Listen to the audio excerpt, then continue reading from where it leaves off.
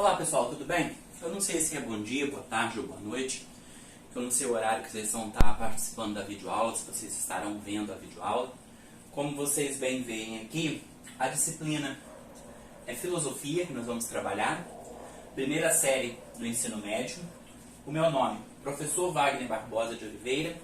Já trabalho com essa disciplina há um tempo, nas escolas da Rede Estadual do Espírito Santo. A princípio nós vamos trabalhar a unidade 1, o que é a filosofia, como que a filosofia surgiu, como que ela ocorre, a base histórica. Nós temos alguns manuais, como esse aqui, do Ricardo Bellani, que trabalha, Manual de Filosofia, Primeiros Estudos em Filosofia. Nós temos também Iniciação à Filosofia, da Marilena Chauí, que trabalha bem essa parte histórica aqui, a parte inicial do capítulo. O primeiro ano do ensino médio é muito bom, que trabalha bem o conceito. As nossas habilidades, nós como alunos, professores, estudantes de filosofia, iniciantes ou não, nós temos que reconhecer como se dá o surgimento da filosofia e a importância do uso da razão na vida do ser humano. É importante o uso da razão na vida do ser humano? Para que serve a razão? Para que serve a racionalidade? Para que eu tenho que estudar essa história do pensamento? Como que surgiu a filosofia? Quando surgiu a filosofia? Quem foram os primeiros filósofos? Os filósofos pré-socráticos, os filósofos socráticos, os filósofos sistemáticos, os helenísticos ou greco-romanos. Nós vamos falar de filosofia grega ou de filosofia clássica, de filosofia antiga, que tem os 4 períodos da história da filosofia antiga. Com os primeiros filósofos nós temos Tales de Mileto, Heráclito, Parmênides, Pitágoras, Demócrito e tantos outros. Conteúdos. O nascimento da filosofia, o pensador, o homem que pensa. Passagem do mito à razão.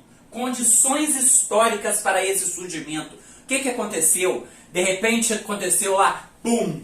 O homem descobriu que ele pensava, que ele era filósofo, que ele já sabia o que ele estava fazendo, ou essa passagem vai acontecendo gradativamente até hoje. Será que ainda existe o mito? Será que a mitologia ainda é presente na nossa sociedade? Ou nós somos completamente filosóficos? Primeiro nós temos que saber o que é a filosofia.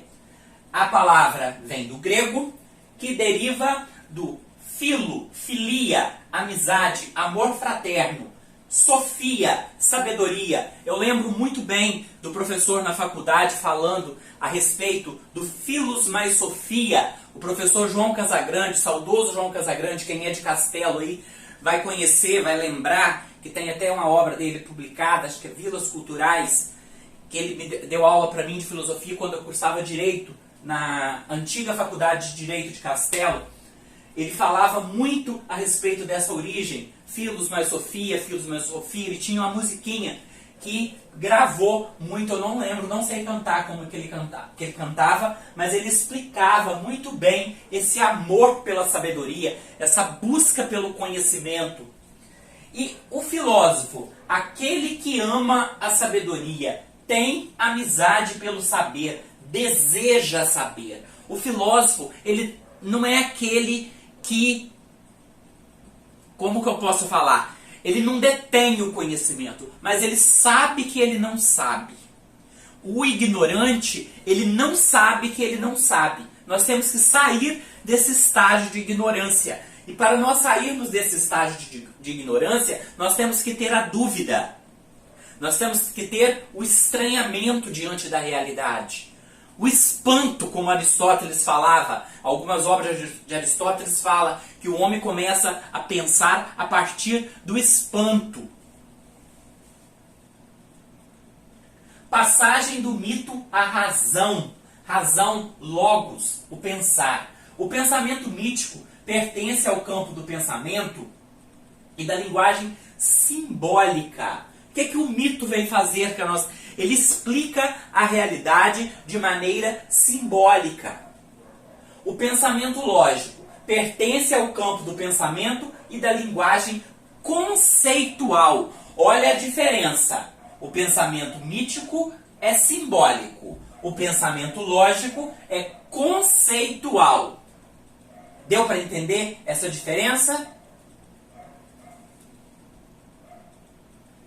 Quais as características da reflexão filosófica? Ela é radical, rigorosa, conjunto e crítica. Por que eu preciso aprender filosofia? Não seria muito mais fácil eu continuar na mitologia, no achismo, no simbolismo? Ou seria interessante eu me libertar dessas correntes? Como Platão diz na República, eu preciso sair da caverna, eu preciso encontrar a luz, eu preciso revelar a realidade, eu preciso conhecer o mundo como ele é e não ficar preso ao simbolismo, à mitologia que é colocada na nossa cabeça sem que nós questionemos sobre essa realidade. O homem tem que aprender a aprender, ele tem que questionar, ele tem que buscar esse saber. Buscar o conhecimento. Características, como eu falei, vou falar de cada uma especificamente. Ela é radical. Ir até a raiz do problema. Não é ficar só no superficial e não conhecer. Porque, como nós vamos ver futuramente, as características, a descoberta do novo mundo se dá, a princípio, pelas viagens marítimas. Não ficaram só ali na praia vendo as tempestades e criando monstros, mas se desbravaram. Como uma novela que está reprisando num canal aí, que eu prefiro nem citar o nome, O Novo Mundo, deu com a descoberta do Brasil, o período que você vai conhecendo a nova realidade, esse choque de realidade, esse buscar conhecer o novo. Busca uma realidade além das questões imediatas. Não é aquilo que vem de agora, mas eu tenho que conhecer o todo. As pessoas aqui observando esse elefante, somente através dos sentidos, eu posso conhecer o mundo somente através dos sentidos? Ou eu preciso de uma visão do todo, do raciocínio? Rigorosa, pensar sistematicamente. Aristóteles, lá no século III a.C., sistematizou o conhecimento, ele criou a lógica. O que ele fez? Ele produziu uma enciclopédia de todo o conhecimento até a sua época, do século VII até o século III a.C. Ele saiu lá de Pitágoras, de Tales de Mileto e chegou até nele, criando a lógica de forma sistemática. Buscar rigor nos conceitos. Nós não precisamos, o conceito não é da maneira que você vê a priori, mas você tem que buscar esse conceito, ir além do que você vê. Conjunto é uma reflexão contextualizada. É você fazer uma leitura dialética do mundo que você está inserido. É você entender a realidade. É você ter uma visão total do real. E não somente, igual aqui, a visão da tromba ou da orelha do elefante. Mas é você enxergar o elefante como um todo. E a crítica, a atitude de investigar. Vocês veem nos filmes de questão criminal, o que o investigador faz? Ele vai na raiz do problema, ele olha com um olhar além do senso comum. Nós temos que sair do senso comum e ir para o senso crítico, o desenvolvimento crítico da realidade. Conhecer aquilo que é investigado sem nenhum tipo de preconceitos. Eu não tenho que ter preconceito diante da realidade. Se eu vou investigar algo, eu tenho que ir como uma folha em branco, sem nenhuma ideia sobre o assunto, porque senão eu posso macular o resultado. É como um juiz quando vai analisar uma causa. Ele não pode ter conhecimento ou contato com as partes. Ele tem que emitir um parecer imparcial. Condições históricas para o surgimento da filosofia, como eu já havia falado, ó. Viagens marítimas, contato com culturas diferentes. Quando eles se desbravam mar adentro, eles descobrem que existem outros mundos além do horizonte. Existem pessoas também além da linha de onde eles se encontram. Invenção do calendário, planejamento do futuro. O homem se localiza no espaço, ele faz parte da história, ele pode planejar o futuro. Invenção da moeda, dando valor às coisas, deixando de seguir somente pelo escampo. A criação do papel moeda, a princípio da moeda, do ouro, da prata, do bronze, igual tem meus bichinhos representados aqui, ó.